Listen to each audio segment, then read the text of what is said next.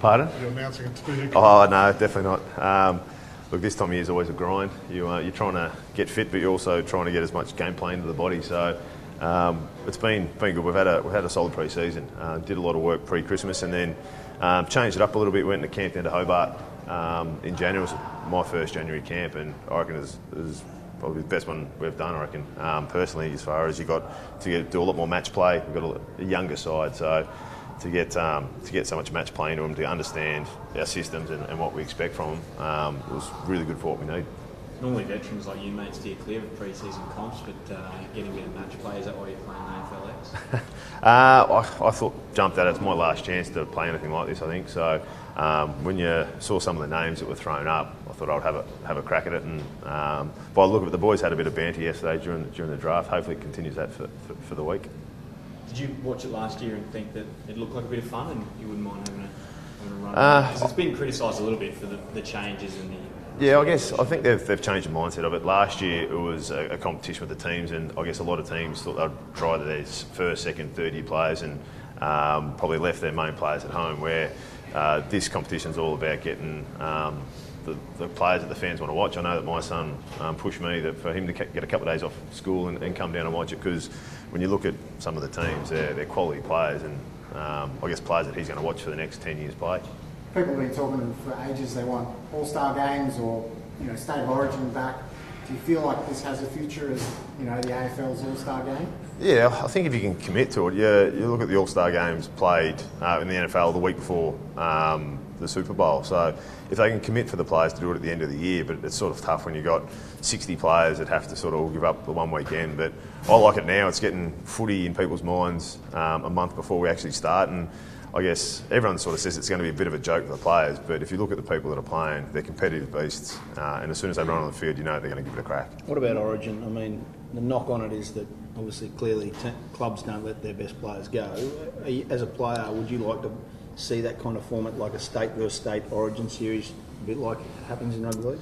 I think I love State of Origin growing up watching it. I think the big thing about the passion of State of Origin, it's the rivalry, and I know that being a Victorian, Victoria had it against South Australia, and then as soon as you brought in everyone else to make it Australia wide, it sort of lost that rivalry. Where if you look at league, it's New South Wales versus Queensland, and that rivalry's been going for years, and I think that's why State of Origin up here works so well. I think it's sort of lost a little bit with the AFL just because there's no rivalries. You don't sort of look at WA or South Australia the way you used to. How big an impact of starting positions going to have this year, Hodge? Not much. On flow of the game? I think as far as we've been trialling different things here and trying to get around it. All it is just going to be a bit clearer in the centre bounce. There's not going to be no congestion. That extra 3 or 4 metres doesn't mean much, but it does when you've got clean blokes in the middle. You can get the ball out. So we've had some pretty quick blokes try and get in there, and they don't have an impact. So all you're doing is leaving one less in your forward line, and the ball's going to bypass you if you can't get impact. One of the big challenges of the Lions this year is sort of managing expectations, definitely from an external point of view. Is it something you've got to manage from an internal point of view as well, considering how far you've grown in the last couple of seasons? We're reviewing ourselves every week after every session. So what happens externally, we've been taught, and we talk about it a lot, just to forget about what's happened outside, whatever people are saying. Our job's to learn from our mistakes last year. We did a lot from 17 to 18. And our biggest one, I think, this year is, I guess, those close games. We lost 5 games under a goal, and I think it was 7 games under 2 goals. So we've put a lot of work in the expectations of players in those pressing situations to be reliable to your teammate, make sure you do what he expects, and in tough situations, that's when the team that normally does that the best win. How do you recreate that sort of pressure moment? It's obviously very different doing it in a practice match or in training to a real game. Not really, because we've been playing a lot of games, so it's just doing the simple things. If you do the simple things well and you're reliable to your teammate, he expects that in big times, and you just got to stick to it. The days have gone where heroes can come out and try and do their own thing and win games off their own boot. You just don't have that anymore. So we're playing a game here, a system that we want everyone to buy into, and that's just doing what your teammate expects and doing it for the most of the game as you can. How do you measure your success this year? Is it a win-loss thing, or anything deeper than that? No, not really, because a lot of people would have said we lost a lot of games last year, but we still thought we made huge improvements. So I guess it's down to what we sort of rate against, and it's our expectations. So wins, losses, I guess you want to win. You want to win every game, but that's not going to be. That's not going to happen at the stage we're at. So we're after big improvements. We were able to stay in games for longer this year than what we were the year before, and we're just looking to continue on that. What about your own expectations You're right. or your patience, because time's running out for you and these guys are getting better. Time ran out a long time ago for me. You know what I mean? Everyone can see that Brisbane are on the brink of something, and the quicker they get there, the better chance you've got of being a part of it. I haven't thought about that. My mindset coming up here, talking to Fags, was the group that they had, a young group that they had so much potential. They were really good fellas, and then my role is to try and help guide them as best I can.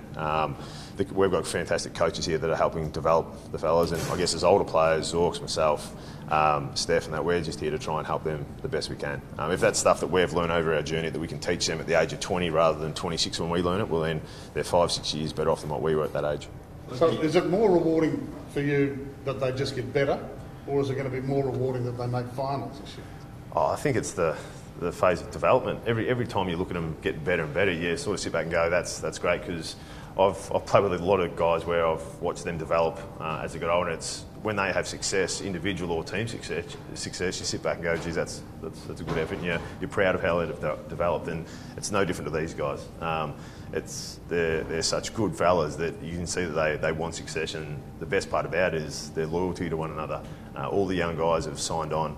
You saw Cam Rayner got drafted, signed a 4-year deal.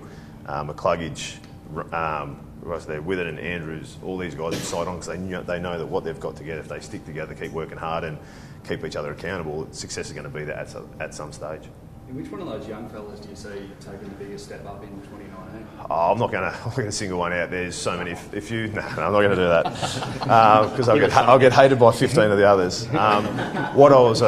Actually, I was about to give one then. What I was impressed with when I got back, about 2 weeks before training started, just to get the family sorted, and there was 15 to 20 guys training together, and that says that it's not one person, it's not two people. There's a group of 15 to 20 guys under 21 that are willing to get there 2 weeks before training starts, train together, push each other. So when the first day of pre-season is, they're ready to run better than what they did when they left. And to me, that shows maturity beyond their years, but also it's a passion for where they want to get to. Like, have you put any thought into what the season after this one looks like? I'm trying to get through this pre-season, so I've got another month of pre-season and then into games. So I haven't looked much further than that. Have you thought about coaching or whether you play on or anything like that? Kick Fags out. I love the development phase of things. That was the reason why I came up here. But I've also enjoyed the media side of things that I've done in the past. So whatever comes in 12 months' time, we'll sort of make a decision then. But as I said before, my mindset at this stage is getting through the rest of the pre-season, trying to have an impact on the field, but also probably more so trying to have an impact on the younger players coming through the system. So do you expect to play as many games this year as last year? I'll put my hand up to play as many games as I can. I've always been a competitive person and I don't like getting dropped. But I know at some stage that Fags is going to say you're too old, you're too slow, and there's better blokes for that position. And if that happens, then I'm happy with that because that means we're taking that next step up.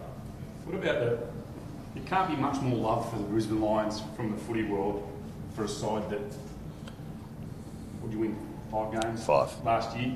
And the year before, I think you were the most popular wooden spoon side I've ever encountered. The public perception is that everything's going right, but at some point, it's got to translate to more wins. Yeah, and that's what I said earlier. With that, we can't get caught up with what people are saying outside because as soon as you start believing the hype, you drop away. And we're not, for a team that's finished 18th and I think 16th or 15th last year, we're not in a situation to start believing what people externally are saying. We're keeping an eye on each other and keeping each other accountable that we're getting better and better each day. And until we get further up the ladder and have success, that's going to be our mindset.